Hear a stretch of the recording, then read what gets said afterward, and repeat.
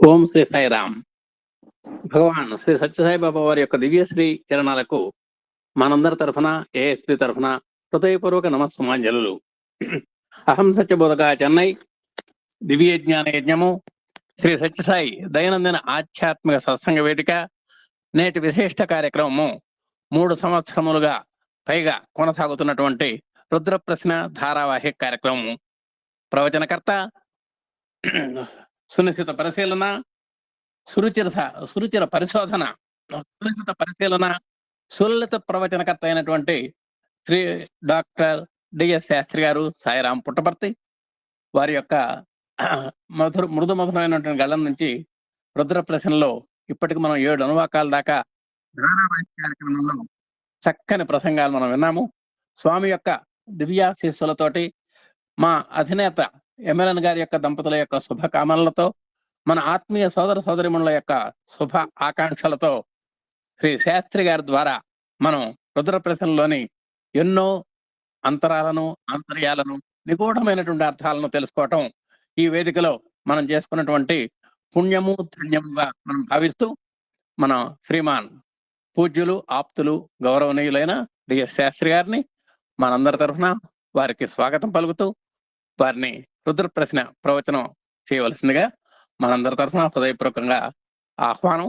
ఓం శ్రీ సాయిరాం. అందరికీ సాయిరాం. సాయిరాం సార్. సాయిరాం. సాయిరాం. అందరికీ నమస్కారం. అందరికీ సాయిరాం అండి. ఓం నమో భగవతే రుద్రాయ. ఇది కార్తీక మాసం మొదటి సోమవారం. ఇది ఇవాళ.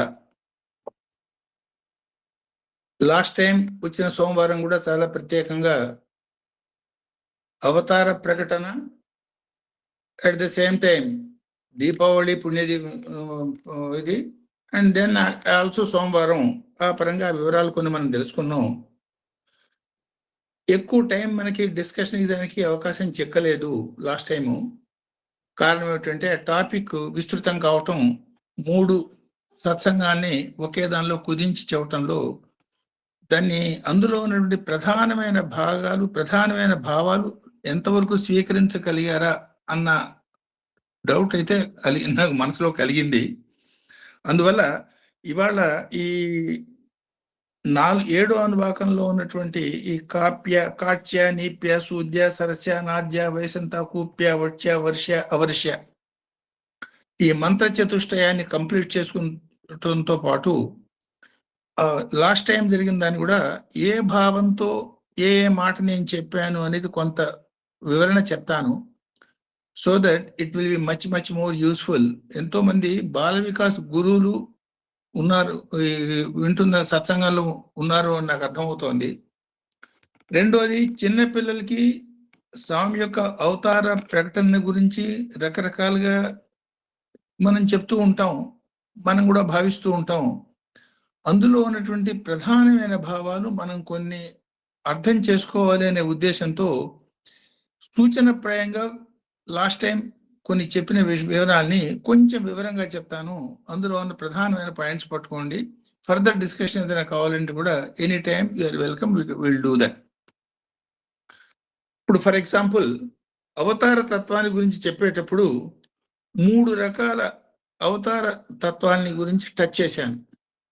ఒకటి, లలితాదేవి యొక్క అవతారాన్ని లలితా సహస్రనామంలో ఉద్యద్భాను సహస్రాభాని ఏ మాదిరిగా వర్ణించారో ఆ అవతార తత్వాన్ని టచ్ చేశాను. దేవి సప్తసిద్ధిలో ఉన్నటువంటి దేవానాం కార్యసిద్ధార్థం, అంటే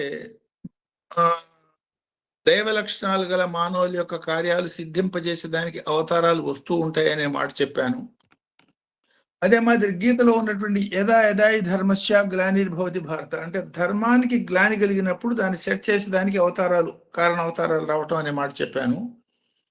ఈ అన్నిట్లో సపోజ్ భగవాన్ సత్యసాయి అవతారాన్ని ఏ కేటగిరీ కిందకి తీసుకోవాలి అనే దాని మీద ఒక్కొక్కళ్ళకి ఒక్కొక్క అభిప్రాయం ఉండొచ్చు.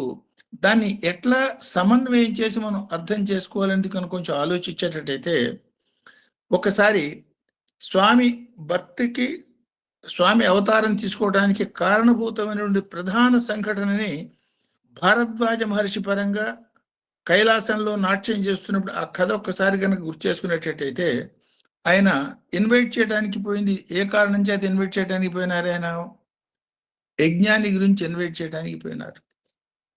సో యజ్ఞానికి ఇన్వైట్ చేయడానికి పోవటం అంటే ఏమిటి?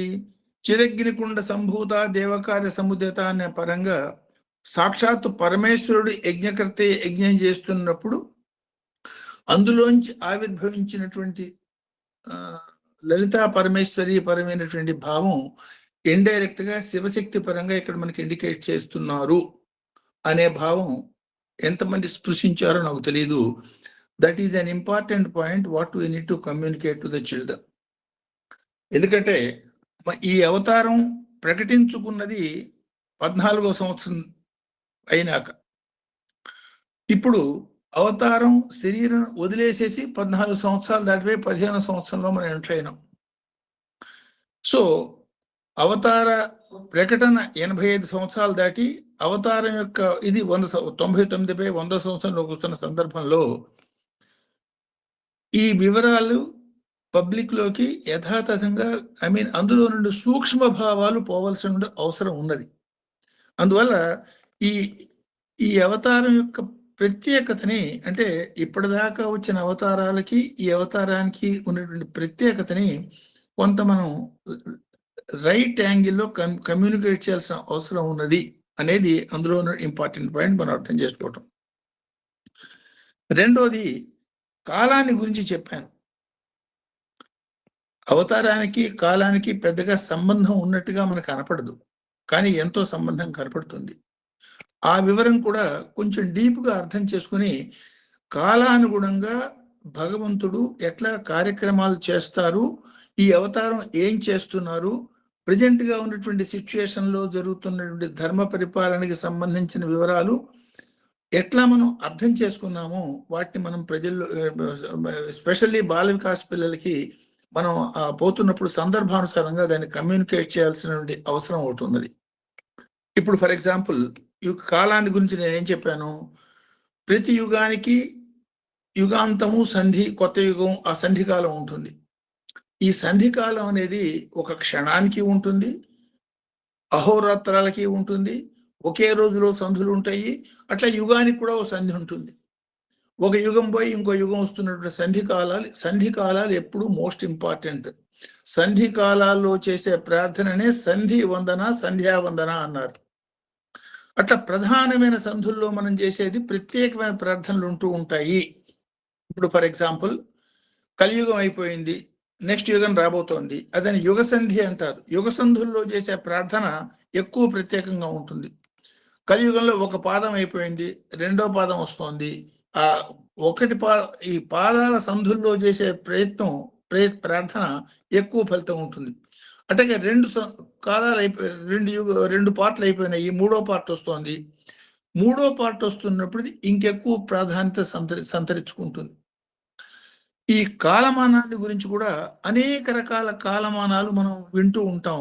కాలాన్ని గురించి మనం అర్థం చేసుకోవటం అసాధ్యం అన్న మాట చెప్పేదానికి ఈ కాలమానాన్ని మనం చెప్పాను. పురాణోక్తమైన కాలమానం తీసుకునేటట్టయితే 4,32,000 సంవత్సరాలు కలియుగము అంటారు. కలియుగానికి 2 రెట్లు ద్వాపర, 3 రెట్లు త్రేత, 4 రెట్లు కృత అనుకునేటట్టయితే మొత్తం 10 యూనిట్స్ ఆఫ్ కలియుగం కనుక అయ్యేటట్టయితే ఒక మహాయుగం అవుతుంది. అంటే అది 43,24,000 సంవత్సరాలు.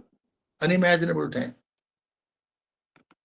Autobiography of a yogi, Yogananda గురువు గారు నుండి యుక్తేశ్వర గిరి మహారాజ్ ఒక సందర్భంలో చెప్పిన మాట, మహాభారత కాలంలో మహానుభావులంతా, జ్ఞానులంతా కూడా ఎప్పుడైతే ఉత్తరాయణ కృష్ణ నిర్యాణం తర్వాత ధర్మరాజాదులు వాళ్ళు రాజ్యాన్ని వదిలేసేసి వానప్రస్థానికి,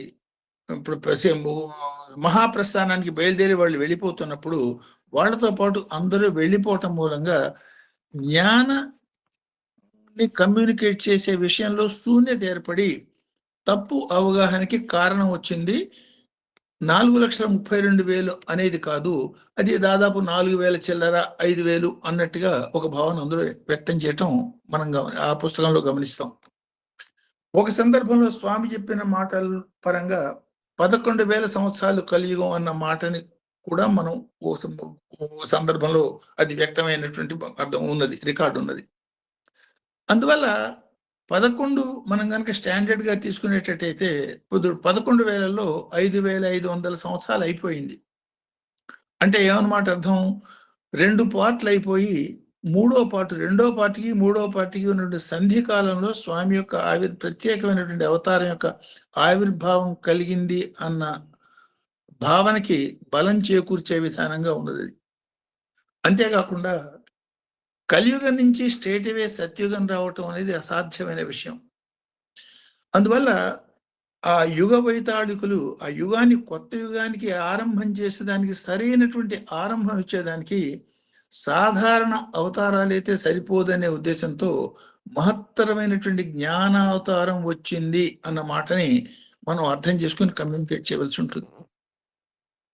అందువల్ల ఈ కాలానికి ఇప్పుడు సపోజ్ కాలంలో జరిగే పనులు ఎట్లా ఉంటాయో అనేది ఒక ఉదాహరణ పూర్వకంగా మనం అర్థం చేసుకునేటట్టయితే, సపోజ్ షిరిడి సాయి వచ్చారు, ఇంకా కాలం పూర్తి కాలేదు కాబట్టి సైలెంట్ గా ఊరుకున్నారు.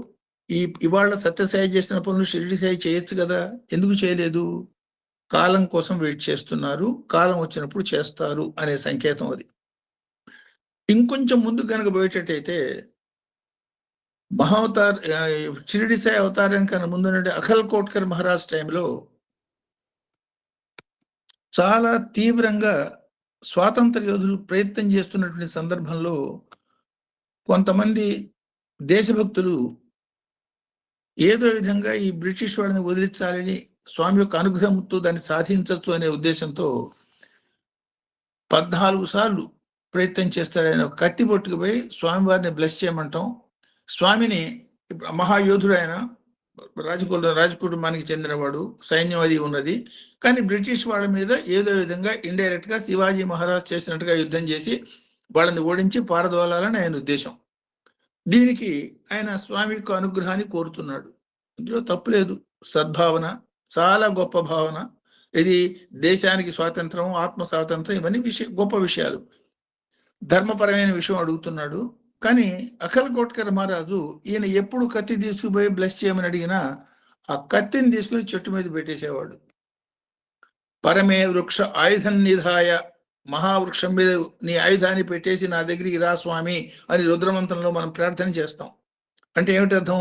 నిరాయుధుడిగా మంగళ రూపంలో నా దగ్గరికి వచ్చి నన్ను ఆశీర్వదించు, ఆయుధాలతో నన్ను భయపెట్టమోక అన్న మాటని రుద్రమంత్రపరంగా మనం చెప్పుకునేటట్టయితే, ఈ ధర్మ కార్యం కోసం ఆ భక్తులు చేసిన ప్రార్థనని ఇంకా నాయన టైం ఉన్నది, తొందరపడమోక అన్న సంకేతం ఆయన ఇండికేట్ చేయటం. ఆయన 14 సార్లు ఇండికేట్ చేసిన ఈయన ఆతురత పట్టలేక 15వసారి స్వామి మీరు నన్ను బ్లెస్ చేయండి అని కేవలం ఆయన బ్లెస్సింగ్స్ తీసుకుని కత్తి ఆయన చేతికి ఇవ్వకుండా తనంతట తనే యుద్ధానికి పోయి చనిపోవటం మనకి అదొక రికార్డెడ్ ఇన్సిడెంట్ మనకున్నది. అట్లాగే త్రిలింగ స్వామి, ఆయన ఒక రికార్డు కనుక మనం చూసేటట్టయితే 300 సంవత్సరాల పైన రికార్డెడ్ గా బతికి ఉన్నటువంటి మహాయోగి. ఆయన్ని గురించి చంద్రశేఖర సరస్వతి ఇందులు, అంటే సాక్షాత్ ఈయనే నడిచే శివుడు అంటాం. ఆయన స్వయంగా పోయి ఆయన దగ్గర కలిసి నమస్కారం చేసి వచ్చిన సందర్భంలో స్వామి, త్రిలింగ స్వామిని గురించి చంద్రశేఖర సరస్వతి చెప్పిన మాట నడిచే శివుడు అని. అంటే కాబట్టి ఆయన ఎట్లాంటి వాడు అనేది మనం ఊహించుకోవచ్చు. 300 సంవత్సరాలు శరీరంతో ఉండి అనేక రకాల లీలలు చేసిన ఎప్పటికప్పుడు ఈ స్వాతంత్రానికి సంబంధించిన వివరాలు, ఆయన షాజహాన్ టైంలో ఆయన చూసిన వాళ్ళు, మాట్లాడిన వాళ్ళు ఉన్నారు. ఔరంగజేబ్ టైంలో చూసిన వాళ్ళు, మాట్లాడిన వాళ్ళు, ఆయన అనుభవం పొందిన వాళ్ళు ఉన్నారు. బ్రిటిష్ టైంలో, ఎంటైర్ బ్రిటిష్ టైంలో ఆయన ఫిజికల్ గా హీ వాజ్ అవైలబుల్. అయినా ఏ కార్యక్రమాలు చేయకుండా ధర్మరక్షణ చాలా సైలెంట్ గా చేయవలసిన విధానంగా చేస్తూ ధర్మాన్ని విచ్ఛిన్నం కాకుండా కాపాడుతూ ఉండటమే తప్ప దాని మీద యుద్ధం చేయకపోవటం అనేది మనం గమనిస్తాం. లేటెస్ట్ గా సపోజ్ మనకి స్వతంత్రం వచ్చింది అని అనుకుంటుంటాం. ఇప్పుడు దాదాపు 70-80 ఏళ్ల క్రితం వచ్చింది, బాగానే ఉంది. 40 ఏళ్ళు వచ్చేసేసింది, అంతా బాగానే ఉంది. తర్వాత కూడా కాలం యొక్క ప్రభావాన్ని మనం అర్థం చేసుకునేటట్టయితే, లాల్ బహదూర్ శాస్త్రి మహత్తరమైనటువంటి దేశభక్తుడు, చాలా నిష్కామి, దైవభక్తుడు, దేశభక్తుడు. అసలు అంతటి పర్ఫెక్ట్ ఆఫీసరు, అంతటి పర్ఫెక్ట్ నాయకుడు చాలా రేరుగా దొరుకుతారు. ఏం జరిగింది? తాష్కెంట్లో ఆయన మరణం, దాని వెనకాల రకరకాల సిఐఏ ఏజెంట్స్ వగైరా హస్తాలు ఇవన్నీ మనం గమనించాం. మరి సాక్షాత్తు అంత భక్తుడు, గొప్ప దేశాభిమాని స్వామి ఇంటర్ఫీర్కై ఆయన మరణాన్ని ఆపటం అనేది మనం చూడలే అక్కడ. అంటే కాలం యొక్క ప్రభావం. ఇదే రీసెంట్ గా 15-20 రోజుల క్రితం జరిగిన సంఘటన మనం చూస్తుంటే మోడీని చంపేదానికి ప్రయత్నం చేశారని, కానీ ఈయన రక్షింపబడ్డాడని. అప్పుడు రక్షింపబడకపోవటానికి, ఇప్పుడు రక్షింపబడటానికి రెండిటికి కారణం ఒకే ఒక కాలస్వరూపమైనటువంటి భగవంతుడు. దీని ఇండికేషన్ మనం ఏం తీసుకోవాలంటే, ఆసన్నమైనటువంటి కాలం వచ్చింది, ధర్మం పునఃప్రతిష్ఠించడానికి అనుకూలమైన సమయాన్ని భగవంతుడు ఇండికేట్ చేస్తున్నాడు. మన వంతు కర్తవ్యంగా మన ధర్మపాలనం చేస్తూ మనం ముందుకు పోవటము, ఆచరించి ధర్మాన్ని చేయటం అనేది చాలా ఇంపార్టెంట్. అంటే అనుకూలమైనటువంటి కాలంలో, వర్షాకాలంలో మొక్క పాతి పెడితే ఎంత తేలిగ్గా బతుకుతుందో అంత తేలిగ్గా మన యొక్క సఫలీకృత అవకాశం ఉంటుంది. కాబట్టి ధర్మాచరణ పరంగా వేద ధర్మాన్ని, లేదు శాస్త్ర ధర్మాన్ని, లేదు పెద్దలు మనకు అందించినటువంటి వారసత్వమైనటువంటి పరంపరాగతమైనటువంటి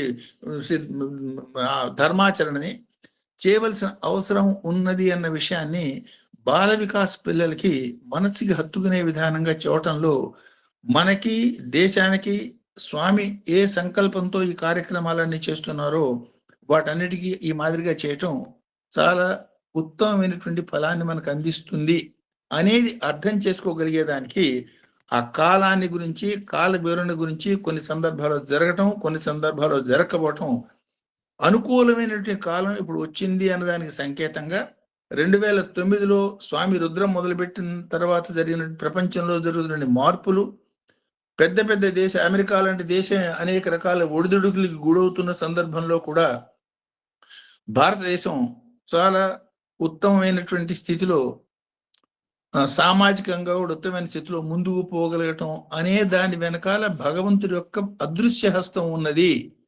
కాబట్టి మన వంతు, మన ప్రయత్నం మనం చేసి దాన్ని ముందుకు తీసుకుపోవటమే అన్న భావన కలిగేటట్టయితే దేశానికి స్వామి ఏ కార్యక్రమాన్ని చేసేదానికి అవతరించారో వీటన్నిటికీ కూడా ఎక్కువ ఉపయోగం కలుగుతుంది అన్న భావన, అది ఆ మాట పిల్లలకి అవసరానికి పోవాల్సిన అవసరం ఉన్నది అనేది ఒక భావన.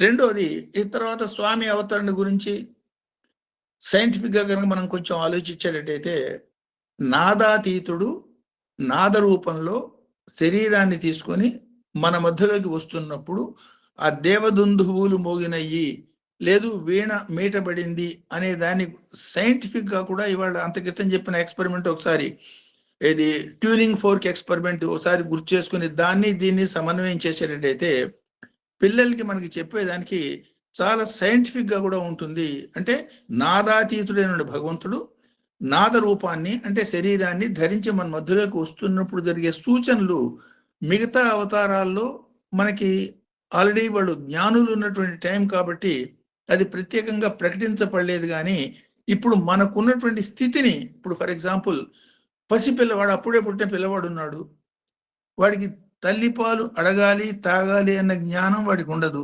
తల్లి ఏం చేస్తుంది? వాడిని వదిలిపెడుతుందా?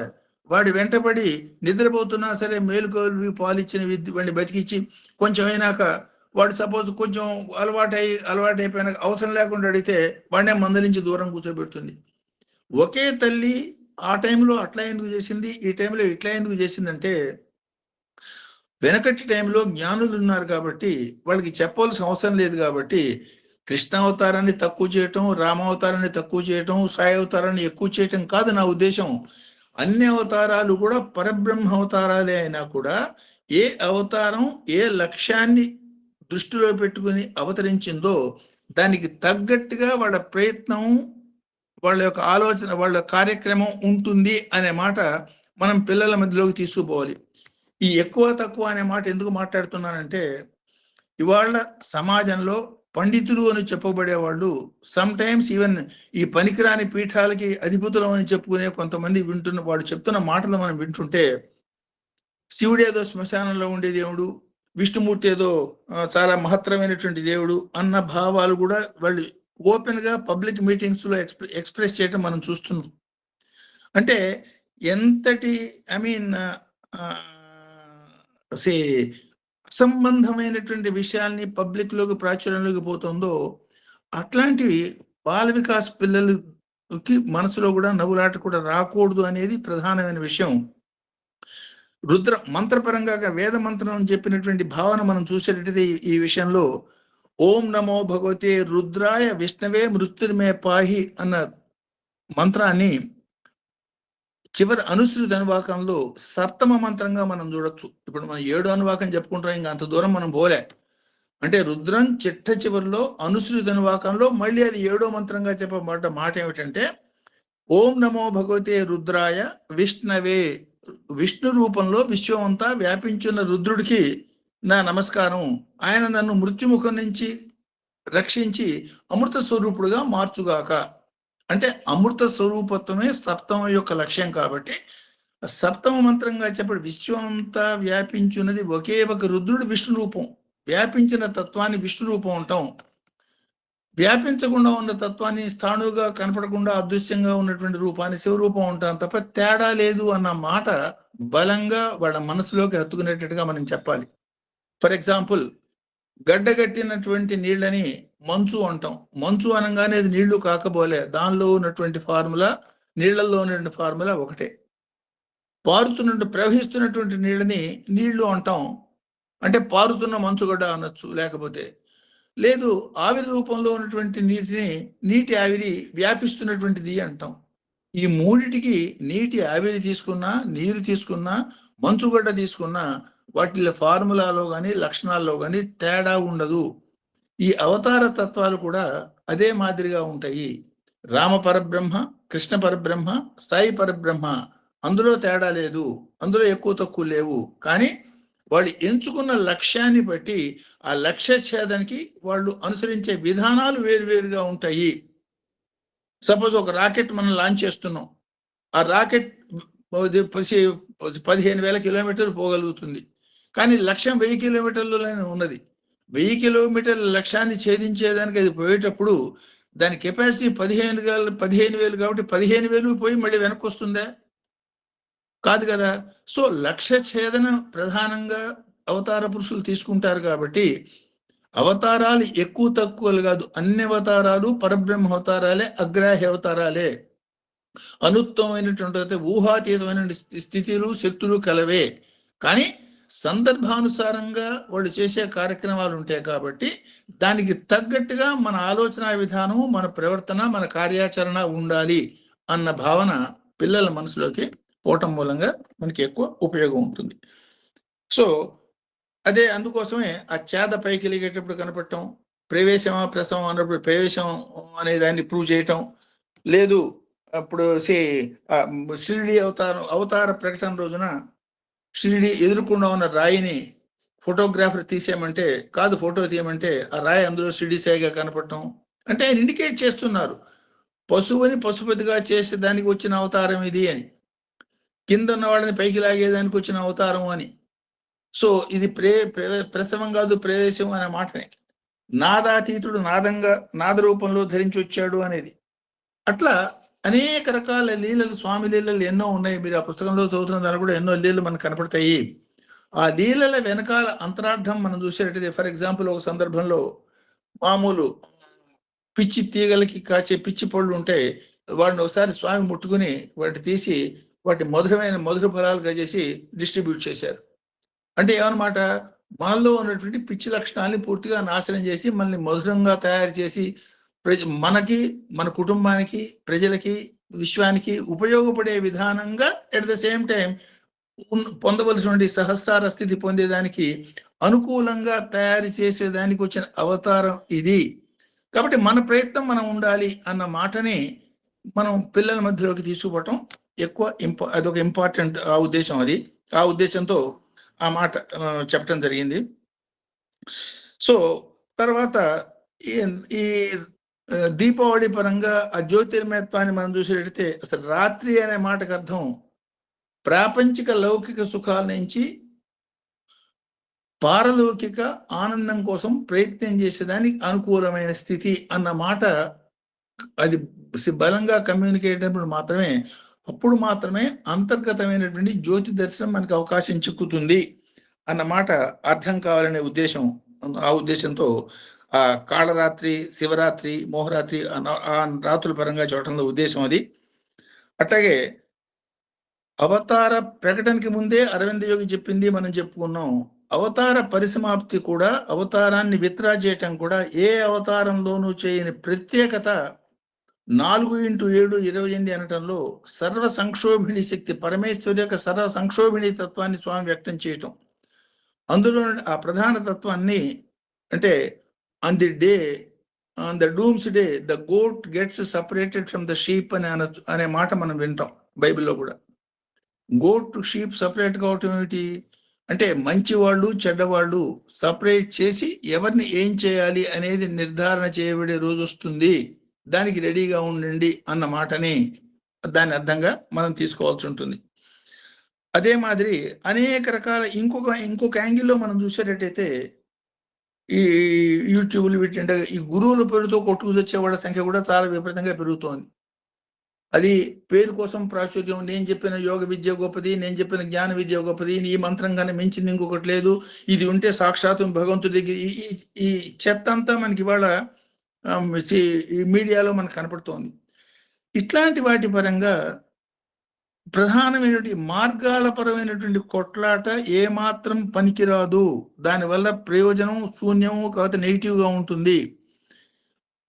కర్మ, భక్తి, యోగ, జ్ఞాన అనేవి తప్ప మిగతా ఎన్ని మార్గాలు చూసినా ఇవి తప్ప వేరే లేవు. వీటిలో ఏదో ఒక దానిలో అది పడే తీరుతుంది. ఇది కూడా 4. కర్మ, భక్తి, యోగ, జ్ఞాన. ఈ 4తోనే మనం యొక్క స్థాయిని బట్టి, దాన్నే పువ్వు, పిందె, కాయ, పండు అంటూ ఉంటాను నేను ఎప్పుడు. పువ్వు వేరు, పిందె వేరు, కాయ వేరు, పండు వేరు కాదు. ఇవన్నీ కూడా ఒకటి పరిణామ దశలో రూపాంతరం చెంది అల్టిమేట్ గా పండుగ మారటమే. కాబట్టి వీటి మీద అనవసరమైనటువంటి చాలా తేలిగ్గా 5 నిమిషాల్లో మోక్షం పొందేదానికో 5 నిమిషాల్లో ఇది పొందేదానికో ప్రయత్నం చేసే దౌర్భాగ్య ప్రయత్నాలు చేయొద్దు. షిరిడి సాయి చెప్పినటువంటి 5 రూపాయల కథ, 5 రూపాయలు బ్రహ్మజ్ఞానం, ఆ కథను ఒకసారి దానికి దీనికి లింక్ చేసి చెప్పి మన ప్రయత్నం మనం చేసి తీరాలి. సాబూరి అని చెప్పినట్టుగా డెఫినెట్ గా ఓపిక ఉండితే రాలి. భగవంతుడి యొక్క అనుగ్రహం పొందేదానికి షార్ట్ కట్స్ లేవు. సహజ సిద్ధంగా త్రికరణ శుద్ధిగా ఒక్క క్షణం ప్రయత్నం చేసినా సాధ్యం అవుతుంది. ఆ ఒక్క క్షణం త్రికరణ శుద్ధి కలిగేదానికి మనం కొన్ని గంటలు, కొన్ని రోజులు, కొన్ని యుగాలు లేదా కొన్ని జన్మలు ప్రయత్నం చేయవలసిన స్థితి మనకి ఉన్నది. కాబట్టి సమాజం యొక్క ఒడిదుడుకుల్లో అంటే అనేక రకాల ద్వంద్వాలు, త్రిగుణాలు అనే వాటిలో ఆ ఒడిదుడుకుల్లో మనం పడకుండా ఉండేటట్టయితే అప్పుడు మాత్రమే త్రికరణ శుద్ధిగా మనకి ప్రార్థన సాధ్యం అవుతుంది. ప్రార్థన సాధ్యమైనప్పుడు మన స్థాయిని బట్టి మన చేత కర్మ చేయించి మనకి ముక్తి ఇవ్వాలా, భక్తి మార్గంలో మనకి ముక్తి ఇవ్వాలా, యోగ మార్గంలో ఇవ్వాలా, జ్ఞాన మార్గంలో ఇవ్వాలా, ఈ సమన్వయం చేసి చెప్పేది ఈ 4 లక్షణాలు కలిగిన రుద్రాన్ని స్వామి 2009లో పబ్లిక్ గా అందరికీ చెప్పి 2011లో కూడా రుద్రంలో చెప్పినటువంటి నమస్కారం ముద్రని మనకి ఇండికేట్ చేస్తూ లాస్ట్ పబ్లిక్ దర్శనంలో చేయటాన్ని సమన్వయం చేసి మనం చెప్పటం మూలంగా బాల వికాస్ పిల్లలు, ముఖ్యంగా బాల వికాస్ పిల్లలు ఈ రకరకాల ఈ మార్గాల పరమైనటువంటి గందరగోళానికి గురి కాకుండా ఉంటారు. సో ఈ వివరాలు మనం యథాతథంగా కొంచెం యాజ్ ఇట్ ఈజ్ గా సందర్భానుసారంగా, అంటే ఇంకేదైనా ఎక్స్ట్రా వాళ్ళకి యాడ్ చేయాలి, ఏదైనా కథ రూపంలో కానీ ఆ మాదిరిగా చేసి యాడ్ చేసి చెప్పేటట్టయితే ఎక్కువ ఫలితం ఉంటుంది అని. సో సప్తమానుభాగ పరంగా కనుక మనం చూసేటట్టయితే దీనికే మనం అంటే కాలం యొక్క సద్వినియోగం మనం చేసుకునేదానికి కాలం యొక్క ఇంపార్టెన్సు, కాలం యొక్క జ్యోతిర్మయ లక్షణం మనం తెలుసుకోవాలి. కాబట్టి ఆ కాలం ప్రతి క్షణము కూడా జ్యోతిర్మయత్వాన్ని ఇండికేట్ చేస్తూ ఆ చంద్ర కళల ప్రకారంగా 15 కళలు పెరిగి 16ది చంద్రుడు పూర్ణచంద్రుడు కావటం, మళ్ళీ కళలు తగ్గి అమావాస్య కావటం, దీంతో నెల పూర్తి కావటం, ఈ సైకిల్ మీదనే సూర్యుడు, చంద్రుడు, జ్యోతిర్మయ శక్తులు ఇవన్నీ ఆధారపడి ఉండటం, ఈ శక్తులన్నీ కూడా అంటే ఈ జ్యోతిర్మయత్వానికి జీవి యొక్క పుట్టుక, చావు చక్రాలకి సంబంధం సైంటిఫిక్ గా కూడా రుజువైంది. కాబట్టి దానిలో ఉన్నటువంటి శాస్త్రీయతని మనం అర్థం చేసుకుని పిల్లలకి చెప్పగలిగేదానికి ఆ తిథి మండల స్వరూపిణి అంటే లలితా సహస్రనామంలో తిథి మండల స్వరూపిణి అనే మాట మనం వాడతాం. ఆ నామాన్ని అక్కడ మనం చూస్తాం. ఆ 15 తిథి దేవతల్ని 15 + 15 అంటే ఈ తిథుల్లోనే శుక్లపక్ష పరంగా, కృష్ణపక్ష పరంగా అంటే ఉన్నది దేవతలు 15 మందే. ఆ 15 మంది దేవతలు ఆరోహణ క్రమంలో శుక్లపక్షంలోను, అవరోహణ క్రమంలో కృష్ణపక్షంలోను రావటంగా తిథి దేవతలుగా మనం చెప్తాం. స్థిరంగా ఉండే 15 తిథి దేవతల పరంగా మనం పాడ్యమికి అగ్నిదేవత అని చెప్తాం. అంటే ఏమన్నా పాడ్యం అనేది స్టార్టింగ్ పాయింట్. అగ్ని ఆయచ ప్రథమ ఆయచ, అన్నిటికన్నా మొట్టమొదటిది ప్రథముడు అగ్నితత్వం. అంటే జీవితాన్ని జ్యోతిర్మయంగా స్టార్ట్ చేసేదానికి సంకేతంగా జీవితంలో మొదటి రోజు అదే పాడ్యమి అన్న పరంగా. 2 విధి అనేదాన్ని అశ్విని దేవతల్ని ఆరోగ్యపరంగా చెప్తాం. అంటే శరీరాన్ని, మనసుని ఆరోగ్యవంతంగా ఉంచుకున్నప్పుడు మాత్రమే నువ్వు ఉత్తమ స్థితికి పోగలుగుతావు. కాబట్టి విద్య దానికి అన్వయంతో 2వ రోజుని. ఉమా అనేది అకార ఉకార మకార త్రయాన్ని అర్థం చేసుకునే శక్తి, వ్యస్త ఓంకారాన్ని ఉమా అన్న పరంగా ఉమాదేవి, ఉమాశక్తి తల్లికి ఈ మార్గంలో వచ్చే అన్ని రకాల విఘ్నాలు పోగొట్టుకునే దానికి చేసే ప్రయత్నంగా జ్యోతిర్మయమైనటువంటి గణపతి స్వరూపంగా సవితి 4వ రోజుని. పంచమి అంటే పురోగమ సంబంధంగా నాగశక్తి లేదు కుండలిని శక్తి పరంగా పంచమిని నాగదేవతలు అధిష్టాన దేవతగాను. షణ్ముఖుడు 6 చక్రాల సంబంధం 6 ముఖాల దేవత పరంగా 6వ తిథి అయినటువంటి షష్ఠిని. సప్తమాన్ని సంపూర్ణతకి నిత్యం మనం అనుక్షణం వీక్షించి మన బతుకుకి, మన జీవితానికి, మన ఇవాళ ఉన్న స్థితికి కారణమైనటువంటి సూర్యుడిని సప్తమ తిథికి అధిదేవతగాను. సూర్యం సోహమేవచ సాధారణ స్థితిలో అంటే శ్వాస పీల్చడానికి, బతకటానికి, పుట్టుకకి వీటన్నిటికీ కారణం సూర్యుడు. అదే అనుభవం పెరిగినప్పుడు సూర్యం సదాశివోహం సోహం అంటే అదే సదాశివ తత్వంగా అంతవరకు తీసుకుపోయేదానికి మార్గం చూపించేవాడు మనకు సూర్యుడు. అనుక్షణం జ్యోతిర్మయమైనటువంటి లింగ రూపంలో ఏకాదశి రుద్రతత్వాలు 5 స్థాయిల్లో అంటే 5 × 11 55 స్థాయిల నుండి జ్యోతిర్మయ తత్వాన్ని సంపూర్ణంగా తమలో నిమిడించుకున్నటువంటి ప్రకృతిపర జ్యోతిర్మయ తత్వంగా అయినటువంటి సూర్యుడిని సప్తమ స్థితికి అధిపతి దేవతగాను. రక్షణాపరంగా అష్టమాతృకలు, అందుకని అష్టమి తిథి నాడు సమస్తమైనటువంటి ఎంతటి దుర్గమమైన కార్యాన్నైనా ఆ దుర్గమాలన్నింటినీ అధిగమించి మనం పొందదలిసినటువంటి ఉత్తమ ఫలితాన్ని పొందగలిగేదానికి అనుగ్రహ శక్తిగా నవమి తిథికి దుర్గాదేవత అధిష్టాన దేవతగాను. దశమి నాటికి విశ్వవ్యాపక స్వరూపం అంటే దిక్ స్వరూపం, దిక్పాలకులందరూ అంటే మన 10 దిక్కుల పరంగా వ్యాపించినటువంటి ఆ దిక్పాలక దేవతలను దశమి అనే తిథికి. ఈ సమస్తం ఈ మాదిరి అనుభూతి, జ్యోతిర్మయమైనటువంటి ఈ అనుభూతి, దిక్స్వరూపమైనటువంటి 10 దిశల్లోనూ ఉన్నది ఒకే ఒక శక్తి అన్న అనుభూతి పొందగలగటం అనేది అది అఖండ ఐశ్వర్య శక్తిగా ఆ 11వ తిథికి ఏకాదశి నాటికి కుబేరుడు అధిష్టాన దేవతగాను. ఈ 11 అయిపోయినాక 12 ద్వాదశి అనే తిథికి విష్ణు అంటే స్థితికర్త అయినటువంటి విష్ణుమూర్తి అధిదేవతగాను. 13వ స్థితికి లయకర్త, స్థితికర్త లయకర్త దెన్ స్థితి యముడు అధిపతిగాను. 14వ అంటే 13వ తిథికి యముడు అధిపతి, 12వ తిథికి ద్వాదశికి విష్ణు అధిపతి, 13వ తిథికి యమత్రయోదశి దానే ధనతేరస్ లేదు ధనత్రయోదశి దానికి యముడు అధిపతి. మహేశ్వర తత్వాన్ని చతుర్దశి నాటి తిథికి అధిదేవతగాను, సరే అమావాస్య అయితే పితృదేవతలని, పూర్ణిమ కనుక అయితే చంద్రుడని, ఈ మాదిరిగా అర్థం చేసుకోవటంలో ఇవన్నీ కూడా జ్యోతిర్మయ తత్వాలే.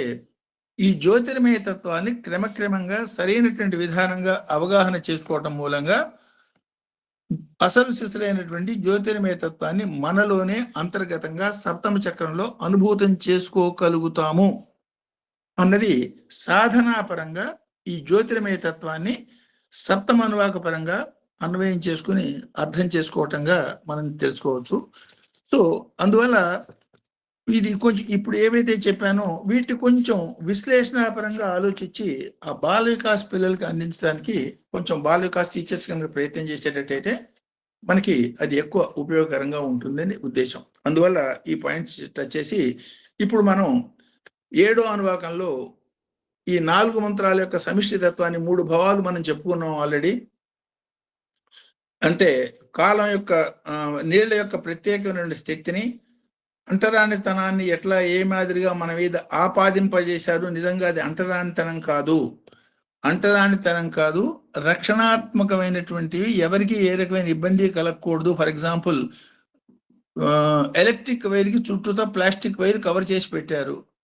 నేను అంటరాని దాన్ని నన్ను కవర్ చేసి పెట్టారని అంటామా? రక్షణాత్మకంగా దాన్ని ముట్టుకుంటే షాక్ కొడుతుంది కాబట్టి దాన్ని రక్షణాత్మకంగా చేసి పెట్టారు.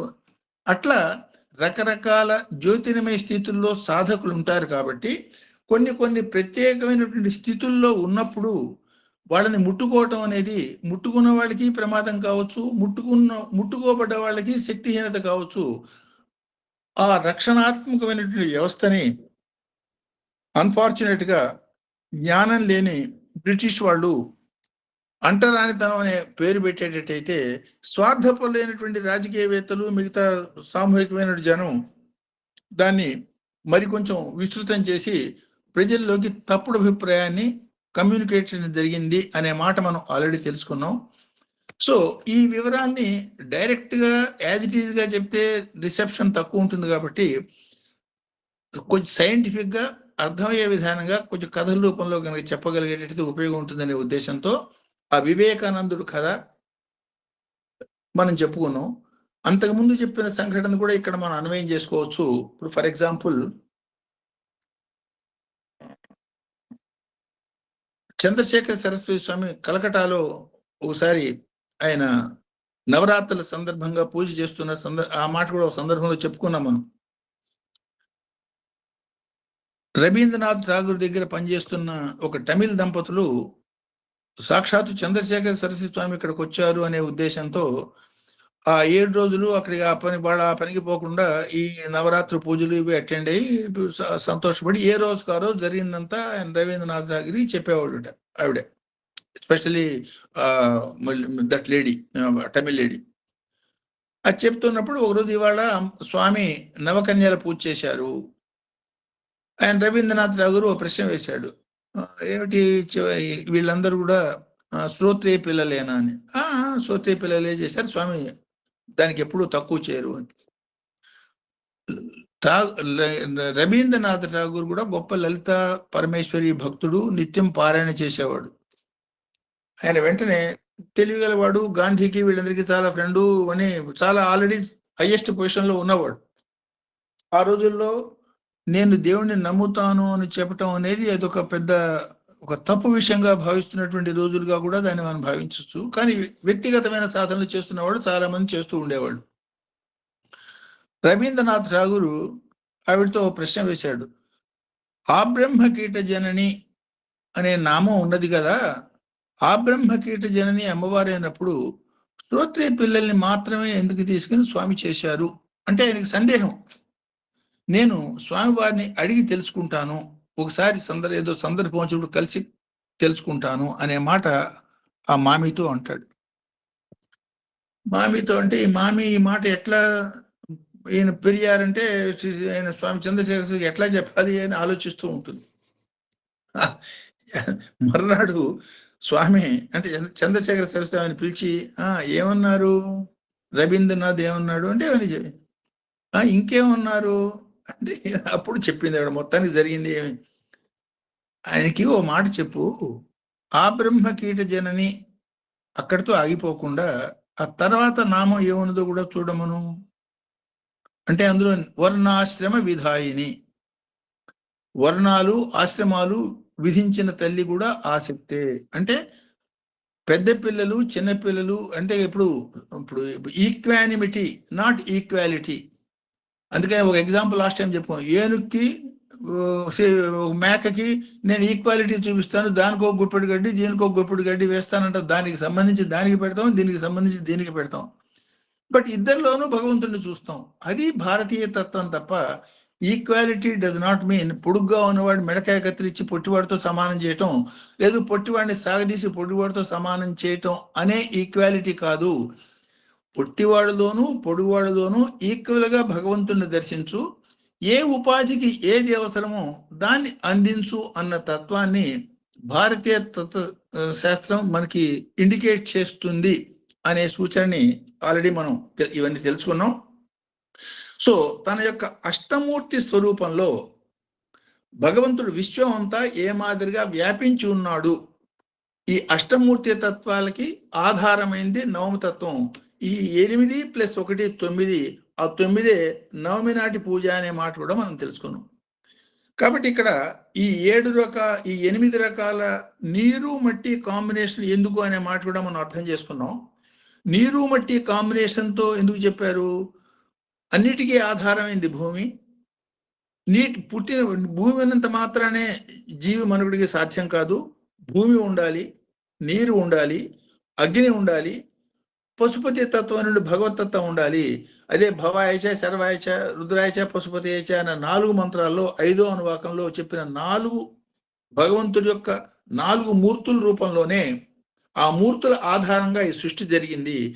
ఈ జరగడానికి కారణభూతమైనటువంటి జలము నీళ్ళ యొక్క కాంబినేషన్లో 8 రకాల రుద్రతత్వాల్ని, అదే భవ శర్వ ఈశాన పశుపతి, ఈ 8 రకాల రుద్రతత్వాల్ని అవగాహన చేసుకునేదానికి వీలుగా ఈ సాంకేతికంగా 7వ అనువాకంలో ఈ 4 మంత్రాల్లో 4x2 8 నామాల్లో కాప్య అనే రూపంలో అష్టమూర్తి యొక్క తత్వాన్ని మనకి ఇండికేట్ చేస్తున్నారు అని మనం అర్థం చేసుకున్నప్పుడు, దీన్ని సృష్టిపరంగా అర్థం చేసుకున్నప్పుడు ఏమన్నా సృష్టి అంతా ఏమిటి?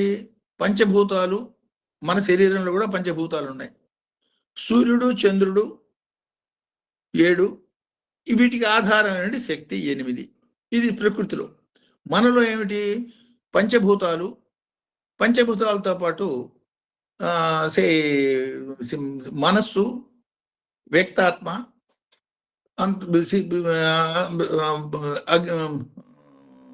మనస్సు, వ్యక్తాత్మ, దీనికి ఆధారం పరమాత్మ. 5 + 3 8.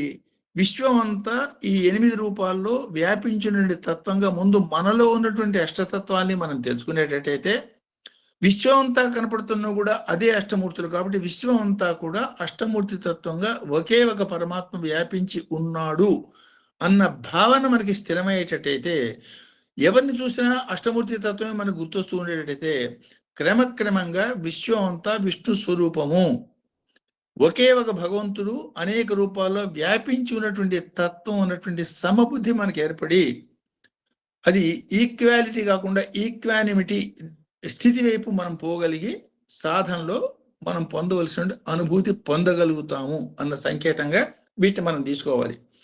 సో ఈ సాధనాపరంగా దీన్ని ఆలోచించినప్పుడు ఇంకొక యాంగిల్లో దీన్ని సాధనాపరంగా ఆలోచించుకుని చెప్తున్నాం. ఏమిటది? ఇదే 4: కాట్య, నీప్య, సూద్య, సరస్య, నాద్య, వైసంత, కూప్య, వట్య, వర్ష, అవర్ష. అంటే వర్షపు నీటి పడ్డ వర్షం నీటి కాలువలుగా నేల మీద ప్రవహించడం, కొండ మీద నుంచి దూకేది, బురదగా ఉన్న నీరు, తేటగా సరస్సుల్లో తేటగా ఉన్నటువంటి నదుల్లో తటాకాల్లో నీరు, పారుతున్నటువంటి నీరు, ఆలయాల్లో ఉన్నటువంటి కోనేరు, లోతు బౌల్లో నీరు, లోతట్టుకి దానంతట అది చేరిన నీరు, నీటికి ఆధారమైనటువంటి వర్షము, వర్షానికి ఆధారమైనటువంటి సముద్రము. సహముద్ర ఇది సముద్ర అనుకున్నాం. అంటే దాన్ని వేరే ఎవరు శాసించేవాళ్ళు కాదు, తనని తానే శాసించుకుని ఎంతవరకు అవసరమో అంతవరకు హద్దులు ఏర్పరచుకునేది కాబట్టి సముద్రం, సహముద్ర. సో వీటి సాధనా మార్గాల పరంగా కూడా మనం అన్వయించుకోవచ్చు.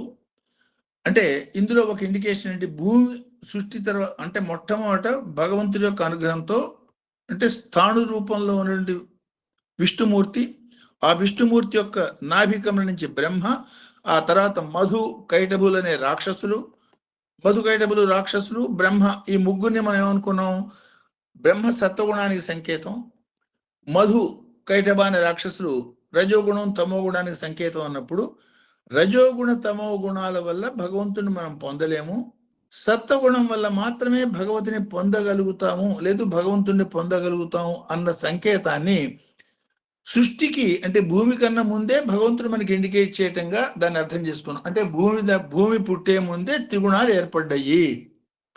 త్రిగుణాలు ఏర్పడిన తర్వాత ద్వంద్వాలు ఏర్పడేదానికి అనుకూలంగా విష్ణుమూర్తి ఈ మధు కైటభ అనే రాక్షసుల్ని సంహరించిన తర్వాత వాళ్ళ మెదడే మేదినిగా భూమిగా మారింది అనటం, ఆ ఇద్దరి యొక్క మెదడు మేదినిగా మారింది అనటం అంటే పుట్టుకలోనే భూమిలోనే ద్వంద్వ లక్షణాలు నిమిడి ఉన్నాయి. ఆ త్రిగుణాలు ఈ ద్వంద్వాలు 5 ప్రపంచంగా మారింది కాబట్టి దీనికి అతీతంగా మనం పోవాలన్నప్పుడు ఈ ప్రపంచం అంతా వ్యాపించి ఉన్నటువంటి అష్టమూర్తి తత్వాన్ని మనం అవగాహన చేసుకుని అది దాటి మనం ముందుకు పోవాలి అన్న పరమైనటువంటి సంకేతంగా దీన్ని మనం తీసుకోవచ్చు. ఇది భూమి నీరు సంయోగం తర్వాత ఈ 8 స్థితులు దాటిన తర్వాత 9వ స్థాయిలో పొందగలిగింది భగవంతుడు అనటాన్ని, ఆ సంకేతాన్ని ఎట్లా తీసుకోవచ్చు అంటే 8 మాసాలు పూర్తయిపోయి 9 మాసాలు అయినాకనే గర్భంలో పూర్తిగా నిండుతనం వచ్చిన తర్వాత శిశువు రూపాన్ని ధరించి బయటికి రావటం అనేది ఒక మానవ జీవికి మాత్రమే సాధ్యమవుతుంది. దశావతారాలు కూడా 9తో ఆగిపోకుండా 10 రావటం అదొక ఇండికేషన్. అంటే మెట్టుగా సంపూర్ణత్వాన్ని సాధించుకోండి అన్న పరంగాను. సో ఈ పంచభూతాత్మకమైనటువంటి ప్రపంచంలో కొట్టుమిట్టాడకుండా వీటికి ఆధారము, వీటికి అతీతమైనటువంటి పరమాత్మ దృష్టి సారించి లక్ష్యాన్ని దానిగా పెట్టుకోండి. అంటే పంచభూతాల పరమైనటువంటి సుఖాల మీద లక్ష్యం కాకుండా, అంటే సాధారణ అజ్ఞాన నిద్రాపరమైనటువంటి సుఖాల మీద లక్ష్యం కాకుండా జ్ఞాన నిద్రాపరమైనటువంటి సుఖాల మీద లక్ష్యం పెట్టుకోండి అన్న సంకేతంగా ఈ 8ని మనం తీసుకోవచ్చు. సో దీన్ని ఎట్లా అర్థం చేసుకున్నాం మనం, పారుతున్నటువంటి వర్షం కురిసింది, బురద నీళ్లుగా మన నేల మీద పారుతున్నాయి. అంటే సాధారణమైనటువంటి సాధకులు, రకరకాల అభ్యాసాలు చేసేవాళ్ళు, సేవ చేస్తున్నారు, భజనలు చేస్తున్నారు, గాయత్రి అది మంత్ర సాధనలు, ఇట్లాంటి వాళ్ళంతా కొండపై నుంచి దూకే నీరు అనుకోండి, అడ్డదిడ్డమైన సాధనలు రకరకాలుగా చేస్తూ ఉంటారు కొంతమంది, ఆ కేటగిరీ అనుకోవచ్చు. బురద నీటి స్థితి, నీళ్లునే కానీ ఎందుకు పనికిరాని విధంగా బురదగా ఉన్నది, అంటే సంసార పంకంలో పూర్తిగా కూరుకుపోయినటువంటి స్థితి. అంటే నీళ్లు మట్టి కలిపే బురద అయింది, లేకపోతే బురద రాదు. అందులో కూరుకుపోయేటట్టయితే అది ఎందుకు పనికిరాని స్థితిగా ఉంటుంది. అట్లా సంసార పంక నిర్మగ్న సముద్రణ పండిత అనే మాట కూడా ఇక్కడ అమ్మవారి పరంగా గుర్తు చేసుకోవచ్చు. సో పారుతున్నటువంటి నదీ జలం అంటే నిత్య సాధన అభ్యాసాలు, అంటే శ్వాస లేకపోతే రకరకాల అభ్యాసాలు చేసేవాళ్ళు. ఆలయాల్లో ఉన్న తటాకము వాటిల్లో ఉన్నటువంటి అంటే ఈ ఋషి ప్రోక్త సాంప్రదాయాలు ఆ మాదిరి సాధనలు చేసేవాళ్ళ కింద సంకేతం అనుకోవచ్చు.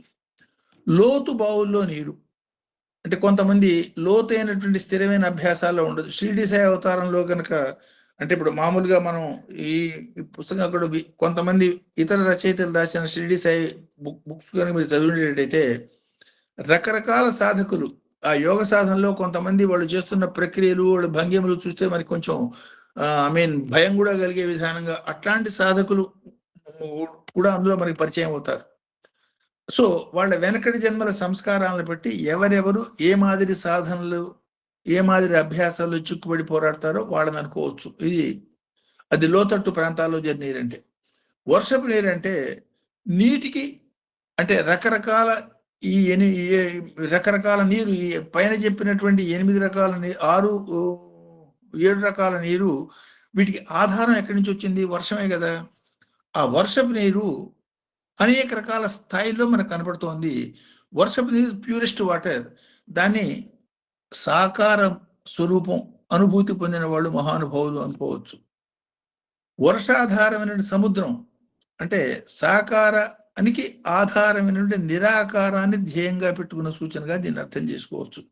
అంటే ఈ 10 నామాల్లో కూడా 8 రకాల నీళ్లు, ఆ నీటికి ఆధారమైనటువంటి వర్షము, ఆ వర్షానికి ఆధారమైనటువంటి సముద్రము, సహముద్రాయితీ ఇండికేట్ చేయడాన్ని ఈ మాదిరి అన్వయంగా మనం తీసుకునేటట్టయితే ఆ చిట్ట చివరి స్థితి ఇది వర్షము సముద్రము అనే పరంగా మనం చూసినప్పుడు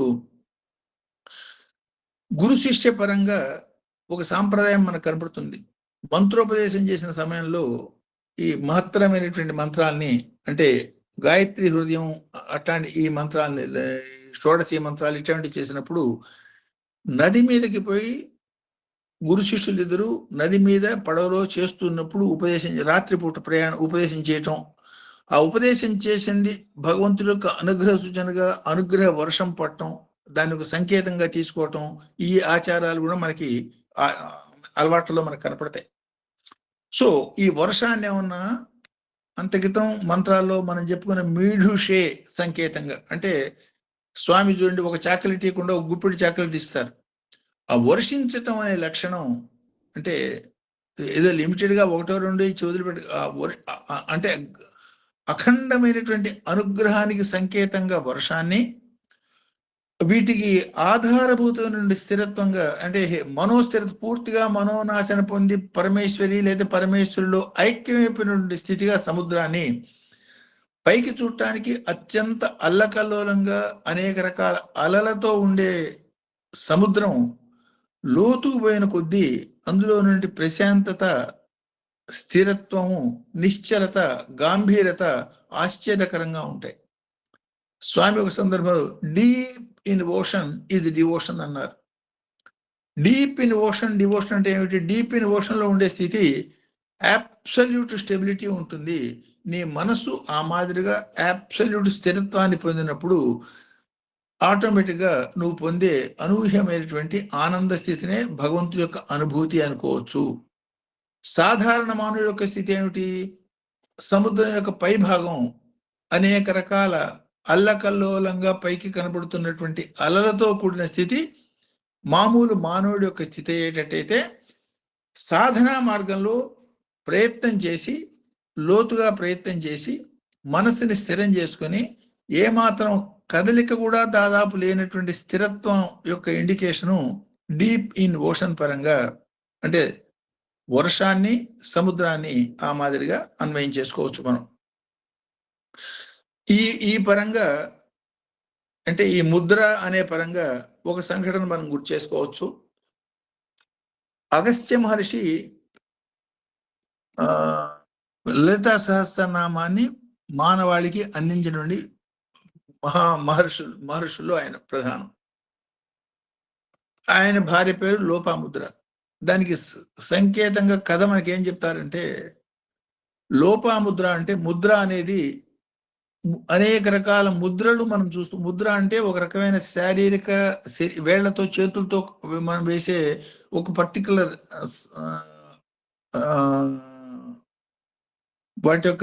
వాళ్ళ యొక్క చేతి వేళ్ల కలయికతో మనం ప్రదర్శించే అనేక రకాల రూపాలని ముద్రలు అంటాం. లౌకికంగా ఆలోచిస్తే అనేక రకాల పాస్చర్స్ ఉంటాయి. ఈ ముద్రలకి వెనకాల అఖండమైనటువంటి అంతరార్థం ఉంటుంది. ముదం దదాతి ఇది ముద్ర అని. ముదం అంటే ఏమిటి?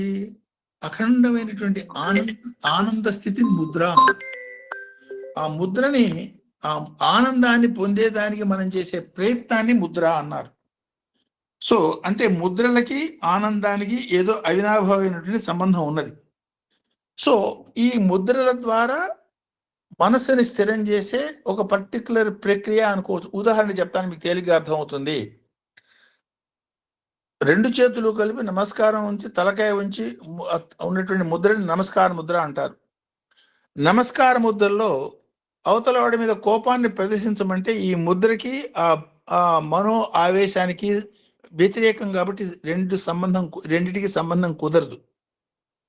అంటే నమస్కార ముద్రలో ఉన్నవాడు ఆవేశాన్ని ప్రదర్శించలేడు. లేదు ఆవేశాన్ని ప్రదర్శించేవాడు నమస్కార ముద్ర వేయలేడు. అంటే ఈ రెండు ఒకదానికొకటి నిప్పు నీళ్లు లాగా. అంటే ఈ ముద్రకి ఆ మనోస్థితికి ఉన్నటువంటి అనుబంధాన్ని తెలుసుకుని ఏ ముద్ర వేయటం మూలంగా మనసు ఏ స్థితికి పోతుందో తెలుసుకుని ఆ తగ్గ ముద్రలని ప్రాక్టీస్ చేయించే ఒక ప్రక్రియ భారతీయ సంస్కృతిలో మనం చూస్తాం. దీన్ని లౌకికంగా ఎట్లా అర్థం చేసుకోవచ్చు అంటే, కారు స్టీరింగ్కి కారు ఫ్రంట్ చక్రాలకి ఉన్నటువంటి సంబంధంగా మనం అర్థం చేసుకోవచ్చు. స్టీరింగ్ లెఫ్ట్ తిప్పితే ఇవి లెఫ్ట్ తిరుగుతాయి, రైట్ తిప్పితే రైట్ తిరుగుతాయి. అట్లాగే చక్రాలు లెఫ్ట్ రైట్ తిప్పితే స్టీరింగ్ కూడా లెఫ్ట్ రైట్ తిరుగుతుంది. వాటి యొక్క అవినాభావ సంబంధం అది. అంటే ముద్రకి మనస్సుకి ఉన్నటువంటి సంబంధాన్ని అర్థం చేసుకుని శారీరకమైనటువంటి ముద్రల ద్వారా మనస్సుని స్వాధీనం చేసుకునే దానికి మన పెద్దలు అంటే మన ఋషులు చేసిన ప్రయత్నాన్ని ముద్రా శాస్త్రంగా మనం అర్థం చేసుకోవచ్చు. అనేక రకాల ముద్రలు మనం ప్రదర్శిస్తూ ఉంటారు. ఒక్కొక్క ముద్రకి ఒక్కొక్క సంకేతం. చూపుడు వేలు బొట్ట వేలు కలిపిన దాన్ని జీవ బ్రహ్మైక ముద్ర అన్నారు. ఇది అల్టిమేట్ ముద్ర అని, అంటే పరమాత్మతో సంకేతం. నమస్కార ముద్ర కూడా కుడిడంగా అదే మీనింగు. గాయత్రిలో కూడా 24 రకాల ముద్రలు. అంటే ఈ ముద్రలు లేకుండా ఈ భగవంతుడి యొక్క తత్వాన్ని సాధించడం సాధ్యం కాదు. ఇవన్నీ కూడా గురు పరంపరా విధానంగా తెలుసుకుని తగ్గట్టుగా మనం ప్రయత్నం చేసినప్పుడు మాత్రమే దీన్ని పొందగలుగుతాం అనేటువంటి బలమైన అభిప్రాయం ఉండేది. ఈ లోపాముద్రాదేవి, ఆవిడ పేరు లోపాముద్ర, అసలు పేరు ఏమిటో నాకు తెలియదు, పేరు మాత్రం లోపాముద్ర అనే వింటూ ఉంటాం. లోపాముద్రాపతి అగస్త్యుడు అని. అగస్త్య మహర్షికి భార్య అయినటువంటి లోపాముద్రాదేవి, ఆవిడ ఆ రోజుల్లో అంటే దాని వెనకాల చెప్పే కథ ఏం చెప్తారంటే, లోపాముద్రాదేవికి తండ్రి, అమ్మ నేను నిన్ను అగస్త్య మహర్షికి ఇచ్చి వివాహం చేద్దాం అనుకుంటున్నాను అన్నప్పుడు ఆవిడ కూడా సరే అంటుంది. మనసులో అగస్త్యుడినే పతిగా యాక్సెప్ట్ చేస్తుంది, తండ్రి చెప్పాడు కాబట్టి. అగస్త్యుడికి ఇంకా సంసారం మీద కోరిక ఉండదు. సంసారం మీద కోరిక లేని వాడిని సంసారం వైపు తిప్పి పెళ్లి చేసుకోవాలి. కాబట్టి ఇట్లాంటి వాళ్ళు ఎవరున్నారా అని ఆవిడ పార్వతీదేవి యొక్క భక్తురాలుగా మారుతుంది. సో అది తెలుసుకునేదానికి, ఆరాధించేదానికి అనేక మంది గురువుల్ని ఆవిడ ఆశ్రయించిందట. ఆ ముద్రా రహస్యాలు తెలుసుకుని ఆ మాదిరిగా ప్రయత్నం చేసి భగవతి యొక్క అనుగ్రహం పొందుదామని. ఆడవాళ్ళకి ఇవ్వటం, చిన్నపిల్లలకి ఇవ్వటం, ఏదో కారణం చెప్పి మొత్తానికి వాళ్ళు ఇవ్వలేదు. ఎవరు ఇవ్వకపోతే ఇవిడ తీరిగా మనసులో భగవంతుణ్ణి ఎప్పుడైతే తీవ్రంగా ప్రార్థన చేసిందో సాక్షాత్ అమ్మవారే వచ్చి ఏ రకమైన ముద్రలు అవసరం లేని ఒక విద్యా విధానాన్ని ఆవిడికి చెప్పారు. కాబట్టి ఆవిడ చేసిన విద్యని ముద్రాలు లోపించినటువంటి విద్య కాబట్టి లోపాముద్ర అనే పేరు ఆవిడికి స్థిరమైంది అనే కథ ఉన్నది. అందులో నిజానిజాలు పరమాత్ముడికే తెలుసు. అంటే ముద్రలు, అనేక రకాల ముద్రలు, ముద్రాశాస్త్రం, విధి విధానాలు ఉన్నా కూడా వీటి అన్నిటికీ మించింది, వీటన్నిటికీ అతీతమైంది మీ దృఢమైనటువంటి మనోసంకల్పము. మనోసంకల్పంగా చాలా పాజిటివ్గా దృఢంగా భగవంతుని మీద కనుక లగ్నం అయ్యేటట్టయితే ఎన్నున్నా సరే అవన్నీ కొట్టుకుపోయి మీరు పొందవలసిన ఉత్తమ గతి స్థితి పొందగలుగుతారు అన్న సంకేతంగా ఆ స్కూల్ ఆఫ్ థాట్కి ఆవిడ ప్రతినిధిగా లోపాముద్ర విద్య అని ఒక విద్యా విధానం, అంటే ఒక పర్టికులర్ మంత్ర విధానం ఈ లలిత పరమేశ్వరికి సంబంధించిన షోడశాక్షి మహామంత్ర విద్యల్లో ఒకటి ఉన్నది అని చెప్తారు. అదేమిటో నాకు తెలీదు.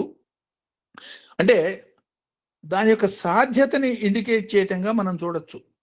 ఎందుకు ఇవన్నీ చెప్పానంటే, ఇంతటి మహత్తరమైనటువంటి సన్యాసాశ్రమంలో చిన్నతనం నుంచి సన్యాస మనోభావాలు కలిగినటువంటి ఈ మహర్షి, ఈయన యొక్క గొప్పతనాన్ని తెలుసుకోవాలంటే ఇంకొక మాట కూడా చెప్తారు పెద్దవాళ్ళు. పార్వతీ పరమేశ్వరుల కళ్యాణానికి విశ్వంలో ఉన్న మహర్షులు, దేవతలు, మహర్షులు వీళ్ళంతా ఉత్తరం దిక్కుకు పోతున్నారు. కాబట్టి వీళ్ళని బ్యాలెన్స్ చేసేదానికి ఈ అగస్త్య మహర్షిని దక్షిణం వైపు పోమన్నట్ట శివుడు. స్వామి, నీ కళ్యాణాన్ని చూసే నాకు యోగం లేదా అంటే, అనేక రకాల కళ్యాణాలు చూస్తూ నువ్వేం ఆదుద్దపడు మగ అని. దీనికి కారణం ఏమిటి? ఇంతమంది దేవతలు, ఇంతమంది ఋషులకి ఈయన balancing effect, equally opposite balancing effect కాబట్టి ఇటు పంపించారు అని ఒక కథ చెప్తారు. అంటే ఇంతటి గొప్ప ఋషి ఈయన.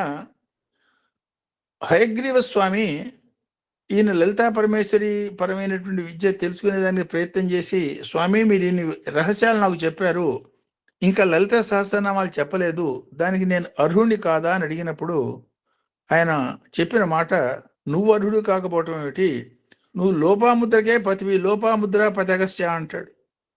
అంటే ఆవిడ స్థానం అంటే భగవంతుడి మనసుతో మనం పట్టుకోవటం మూలంగా మనలో అధికారం లేకపోయినా, అర్హత లేకపోయినా, అర్హత ఎట్లాంటి అర్హత భగవంతుడు కల్పిస్తాడు, కల్పించి మనకిస్తాడు అనే నమ్మకం కలిగేదానికి ఈ ఈ జరిగిన ఈ ఘట్టాన్ని నేను నేరేట్ చేయడం జరిగింది. అందువల్ల బలమైనటువంటి దృఢమైనటువంటి విశ్వాసానికి మించింది లేదు.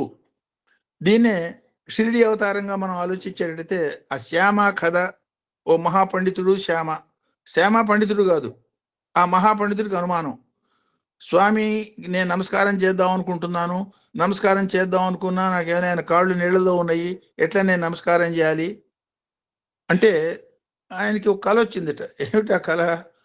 ఆ కళలో స్వామి కాళ్ళలో స్వామి నీళ్లలో కాళ్ళు పెట్టుకుని కనపడకుండా ఉన్నాయి. ఇద్దరు ఈయన ఇద్దరు నమస్కారం చేసేదానికి పోయినట్ట. ఎట్టా నమస్కారం చేయాలి, ఆయన కాళ్ళు నీళ్ళలో పెట్టుకున్నాడు కదా, ఎట్టా నమస్కారం చేయాలని ఈ పండితుడు మథన పెడుతున్నాడు. ఈ స్వామి నేను నమస్కారం చేసుకోవాలి, కాళ్ళు కాస్త పైకి తీయమంటే ఆయన కాళ్ళు పైకి తీసేట, నమస్కారం చేసుకున్నట్ట. ఇది ఆ పండితుడికి స్వామి కలగా కల్పిస్తారు. కనిపించి శ్యామకి పోయి పంచలతో పెట్టమంటే శ్యామ దగ్గర గుడ్డలు పెట్టేదానికి వచ్చినప్పుడు ఈ సంఘటన జరుగుతుంది. అంటే మన యొక్క దృఢ సంకల్పము, మన మీద మనకి నమ్మకం, మన నమ్మిన భగవంతుడి మీద నమ్మకం అనేది ఎంతటి పనన్నా చేయిస్తుంది అనే మాటని మనం పిల్లల మనసుకి చాలా దృఢంగా నాటుకునేటట్టు చేయటం అనేది బాల వికాస్ టీచర్ల యొక్క ప్రధానమైన కర్తవ్యం. అందుకు ఈ రహస్యాలన్నీ అనేక రకాలుగా మనం చెప్పుకోవటంలో, కథలపూర్వకంగా చెప్పుకోవటంలో ఉద్దేశం, ప్రధానమైన ధ్యేయం అది. లేదు అంతకితం ఇంకో కథ కూడా మనం చెప్పుకున్నాం. ఇది పరమేశ్వర నీ పాదాలు నా నెత్తి మీద బదులు పరమేశ్వర నా పాదాలు నీ నెత్తి మీద అని ముసలమ్మ ప్రార్థన చేసింది. శివుడికి అదే నచ్చింది, ఎందుకని త్రికరణ శుద్ధిగా చేసింది కాబట్టి. సో అంటే దృఢమైనటువంటి సంకల్పము, స్థిరమైనటువంటి మనస్సు అనేది సాధనలో చాలా ఇంపార్టెంట్ అని ఇండికేట్ చేయటం అనేది అనేక రకాలుగా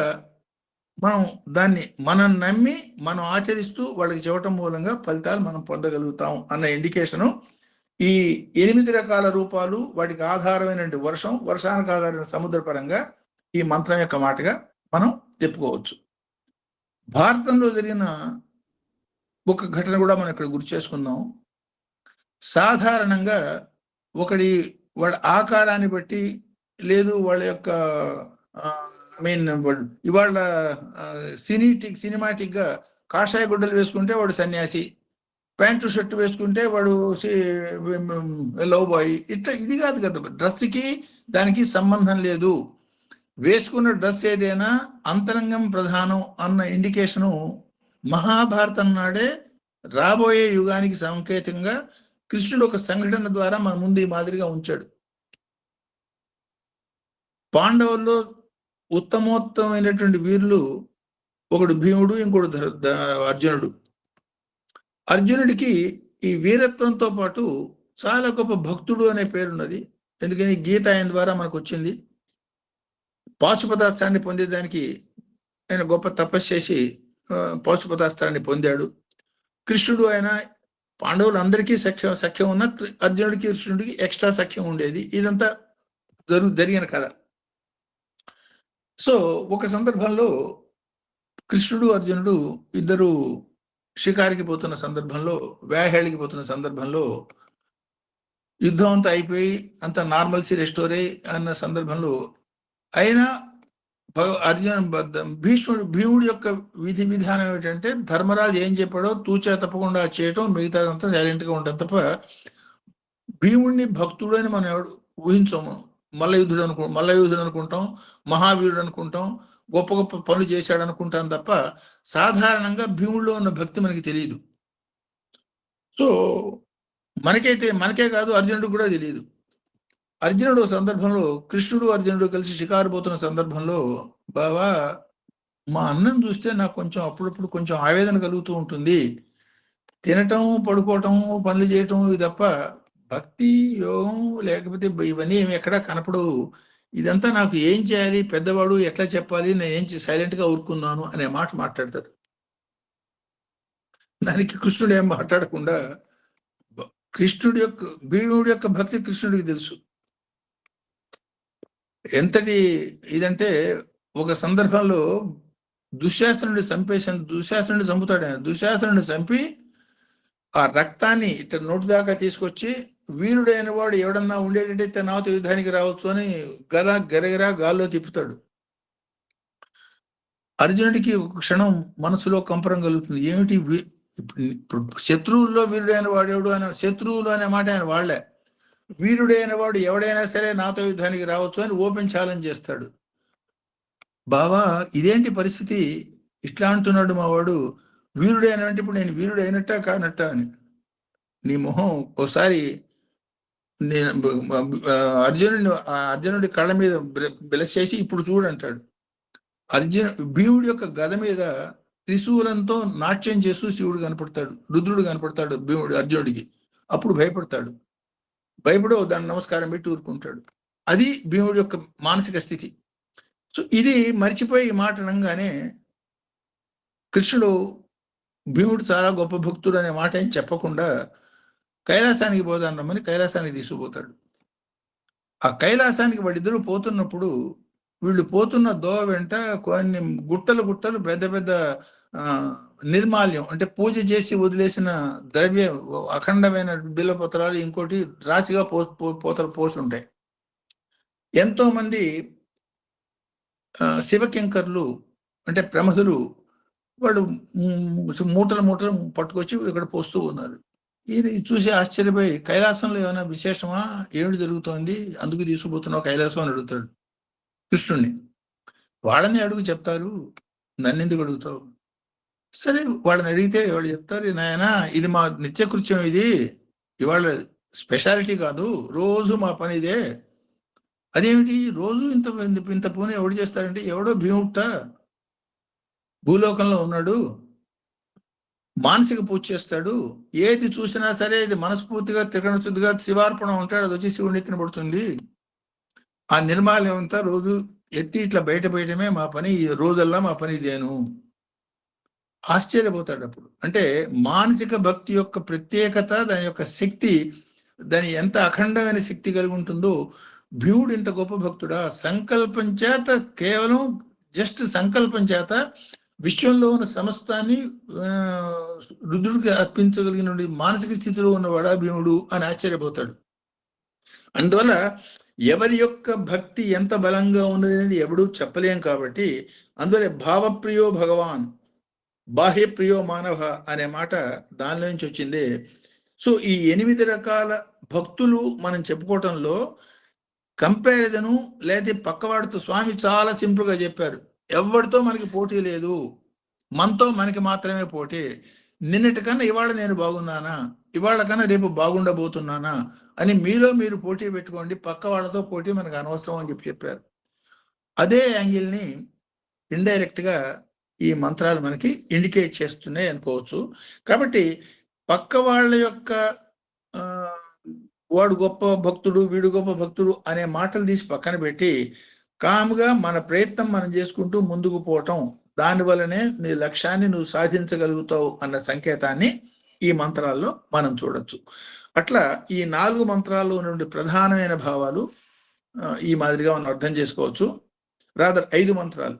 ఈ 5 మంత్రాలు అంటే 8 ఏమన్నా జలము మట్టి కలిసిన రూపాలు, ఒకటేమన్నా ఆధారమైనటువంటి వర్షము, వర్షానికి ఆధారమైన సముద్రం, మొత్తం 5 మంత్రాలు. 5 మంత్రాల్లో ఉన్నటువంటి 10 నామాలు.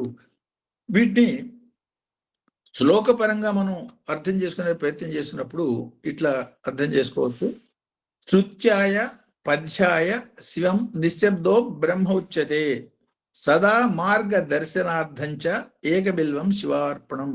స్వామి ఎవరెవరు ఏ స్థితిలో ఉన్నారో వాళ్ళకి వాళ్ళు ఉన్న స్థితిని బట్టి అనేక రకాలుగా ఉత్తమ గతి, ఉత్తమ స్థితి ఇచ్చేదానికి మీరు మార్గదర్శకులు. సో మాకు సర్వకాల సర్వావస్థల్లో ఆ మాదిరిగా మార్గసూచన చేసి మమ్మల్ని ఉత్తీర్ణులు చేసేదానికి ఈ నా 3 గుణాలకి సంకేతమైనటువంటి తిథుల బిల్వపత్రాన్ని మీ పాదాలకి సమర్పించుకుంటున్నాను. సో కాట్యాయచ నీప్యాయచ సర్వమంత్ర సారాయచ సదాహ్లాద ప్రధానార్థం ఏకబిల్వం శివార్పణం. సూజ్యాయచ సదస్యాచ యోగినాం పతయే శివం షట్కమల వికాసార్థం ఏకబిల్వం శివార్పణం. నాద్యాయచ నాద్యాయ వైశంతాయచ నారాయణ రూపాయచ జీవగమ్య ప్రధానార్థం ఏకబిల్వం శివార్పణం. కూప్యాయ వక్ష్యాయచ అజ్ఞానబంధ నాశాయచ సంసారకూప తారణాయచ ఏకబిల్వం శివార్పణం. ఈ 4టికి అర్థం ఏమిటంటే, ఈ సామూహికంగా అన్నిటికి కలిపి ఒకే ఒక అర్థం చెప్పు. బ్రహ్మానంద స్థితిలో రకరకాల మార్గాలకి అధిపతి అయినటువంటి సర్వాంతర్యామి సర్వ మార్గదర్శి అష్టమూర్తి స్వరూప పరమేశ్వర, నేలపై వర్షపు నీటి కాలువల రూపంలో కొంతమంది, కొండపై నుంచి దూకి కిందకి అడ్డదిడ్డంగా పారే నీరులాగా ఉన్నటువంటి భక్తులు, బురద నీటి ప్రదేశాల్లో సంసార పంకంలో పాతుకుపోయిన భక్తుల రూపంలోను, తటాకాల్లో పారకుండా స్థిరంగా ఉన్నటువంటి జల రూపంలో ఉన్న భక్తులుగాను, శీఘ్రంగా పారుతున్న నదీ జలాల రూపంలో ఉన్న భక్తులుగాను, పవిత్ర ఆలయ తటాక కూప జల రూపంలో ఉన్న భక్తులుగాను, లోతు బావుల్లో ఉన్నటువంటి నీటిలాగాను, లోతట్టు ప్రాంతాల్లోకి చేరిన వర్షపు నీరులాగాను, కురుస్తున్న వర్షంలాగాను, వర్షానికి ఆధారమైన సముద్రాది ఇతర జలాల ప్రాణాధార జల రూప భూజల రూప విశ్వరక్షకులు మీరు. సో మీ సహజ సర్వాతీత ఆనంద స్థితి పొందేదానికి మీ పాదపద్మాలకి నా త్రిగుణ సూచిత తిథుల బిల్వపత్రాన్ని సమర్పించుకుంటున్నాను అన్న పరంగా ఈ 4 మంత్రాలకి సమిష్టిగా మనం చెప్పుకోవచ్చు. అంటే ఈ 5 మంత్రాల యొక్క ప్రధాన భావన నిశ్చితంగా ప్రధానమైన భావన విశ్వం అంతా ఒకే ఒక అష్టమూర్తి తత్వంగా వ్యాపించిన శివత్వంగా అర్థం చేసుకుని, ఇంకా అనుభవంలోకి రాలేదు కాబట్టి అనుభూతి కోసం ఏకాగ్ర చిత్తంతో ప్రార్థన చెయ్యండి. ఆ మార్గంలో మిమ్మల్ని ఎట్లా తీసుకుపోవాలో భగవంతుడే తీసుకుపోతాడని దృఢమైన నమ్మకంతో చేయండి, ఫలితం ఆటోమేటిక్గా వస్తుంది అన్న సంకేతంగా దీన్ని మనం తీసుకోవచ్చు. సో ఇక్కడ ఈ మాదిరిగా ఈ మంత్రాన్ని ఇక్కడ ఆపుతాను. ఈ 13, 14 మంత్రాలు, ఆ 2 మంత్రాలని నెక్స్ట్ సోమవారం వచ్చినప్పుడు మనం చెప్పుకుందాం. సో అందరికీ నమస్కారం. So any other questions or elaboration ఏదైనా చెప్పదలుచుకున్నా, అడగదలుచుకున్నా, those points you can ask, దాన్ని మనం డిస్కస్ చేద్దాం.